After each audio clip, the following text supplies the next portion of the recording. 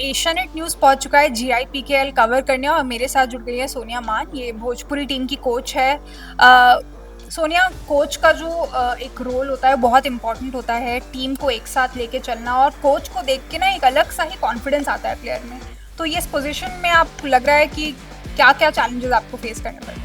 Challenges तो ma'am बहुत face करने पड़ते हैं, क्योंकि अब जैसे GIPKL में हमारी जैसे टीम परफॉर्म कर रही है, अलग अलग कंट्री के भी बच्चे हैं उसमें, अलग स्टेट के भी बच्चे हैं। जैसे आई थिंक तमिलनाडु का भी हमारे में एक बच्चा है, तो उनके साथ कम्युनिकेशन करने में, क्योंकि उनकी लैंग्वेज हमें समझ में नहीं आती, लेकिन फिर भी हम चाहते हैं कि अपनी टीम को एक अच्छा सिखाएं और अच्छा, ताकि परफॉर्मेंस अच्छा दे हमारी टीम। बाकी चैलेंजेस ऐसे कोई वो चैलेंज नहीं है कि हमारी टीम कैसा परफॉर्म करेगी। ऑफ कोर्स अगर हमने उन्हें कोचिंग अच्छी दी है, फर्स्ट होता है डिसिप्लिन। अगर हमारे बच्चे डिसिप्लिन में हैं, वो ऑफ कोर्स 110% अच्छा करेंगे ही। तो आपकी जर्नी कहाँ, अगर मैं आपकी जर्नी की बात करूँ, वो वहाँ उसकी शुरुआत कैसे हुई? मैम, मैंने 7th क्लास से स्टार्ट किया था गेम, और आज मैं यहाँ हूँ एक कोच की पोजीशन पे। फैमिली का मेरा बहुत सपोर्ट है। मेरी शादी हो गई, 2 साल मेरी शादी को हो चुके हैं। मेरे जो सास ससुर हैं वो भी बहुत अच्छे हैं, और इनफैक्ट सबसे बड़ा रोल प्ले करते हैं शादी के बाद हस्बैंड। और अगर आज मैं यहाँ हूँ, बच्चों को सिखा रही हूँ, और इस लेवल पे अगर मैं इस लीग में हूँ, तो मैं इसका क्रेडिट अपने हस्बैंड को देना चाहूँगी। मतलब बहुत सपोर्टिव है। तो ये जो एक इन्होंने बताया कि हस्बैंड का काफ़ी सपोर्ट है, तो ये काफ़ी एक सुंदर मैसेज आता है कि अगर आप मैरिड हो भी और आप एक कोच का रोल कर रहे हो, तो अगर आपके इन लॉज और आपके हस्बैंड आपको सपोर्ट कर रहे हैं तो काफ़ी अच्छा चलेगा करियर। तो अच्छा, ये बताइए कि ये तो आपने बात करी शादी के बाद जो शुरुआत हुई, आपने बताया 7th स्टैंडर्ड से आप इसमें आए। मेरी फैमिली का भी बहुत अच्छा सपोर्ट रहा है। मेरे जो फादर हैं वो रेलवे में हैं, लेकिन उन्होंने कभी ये वो नहीं किया कि भाई लड़की है तो बाहर नहीं निकलना, ये नहीं करना। ऑफ कोर्स मेरे जो फादर हैं वो मुझे छोड़ने जाते थे, ट्रेन होती थी, मतलब बहुत स्ट्रगल। हम ऐसा नहीं है कि हम स्पोर्ट्स प्लेयर हैं तो सिर्फ हमने स्ट्रगल किया है, हमारे साथ हमारे पेरेंट्स ने भी स्ट्रगल किया है। तो इंडिया का ये जो ड्रीम है कि हम जो हमारे इंडिजिनस स्पोर्ट्स हैं, खो खो हो गया, कबड्डी हो गया, इन सबको हम एक नया प्लेटफॉर्म, एक ग्लोबल प्लेटफॉर्म देना चाहते हैं। हम इन्हें, इस गेम को ओलंपिक्स में भी शामिल करना चाहते हैं। कैसे देखते हैं?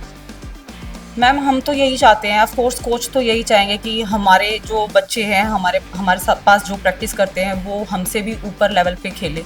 और पहले हमें इतना, जब हम खेलते थे, हम जब स्कूल टाइम पे थे, कॉलेज में हुए, इतना अच्छा लेवल नहीं था कबड्डी का।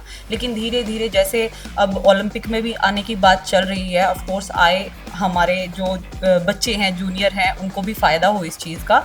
तो ऑफ कोर्स हम तो यही चाहेंगे कि और अच्छे लेवल। तो गवर्नमेंट की तरफ से आपको क्या रिक्वायरमेंट्स है, आप क्या चाहते हैं गवर्नमेंट की तरफ से? क्योंकि गवर्नमेंट जो है वो इन सब इनिशिएटिव्स को पुश कर रही है, बट आप ऑन अ पर्सनल लेवल, या तो वो इंफ्रास्ट्रक्चर हो गया या फिर और फैसिलिटीज़ हो गई हमारे प्लेयर्स के लिए, डाइटिशियन हो गया, या और भी इक्विपमेंट्स, आजकल टेक्नोलॉजी भी जो है वो काफ़ी मेजर रोल प्ले कर रही है, तो इन सब के लिए आपकी गवर्नमेंट से क्या रिक्वायरमेंट है? मैम, गवर्नमेंट का तो अगर मैं ये बताऊं कि स्टार्टिंग में जो है पहले इतना नहीं सपोर्ट था, लेकिन अब धीरे धीरे जैसे अब ओलंपिक पे भी, जो जैसे मैंने पहले बोला, ओलंपिक पे भी आने की बात चल रही है, प्रो कबड्डी में। लेकिन एक ही सीज़न हुआ है लड़कियों का, बट मे बी हम तो यही चाहेंगे कि आगे जो है गर्ल्स के भी आए, मैच हो उसमें, प्रो कबड्डी में गर्ल्स का भी आए।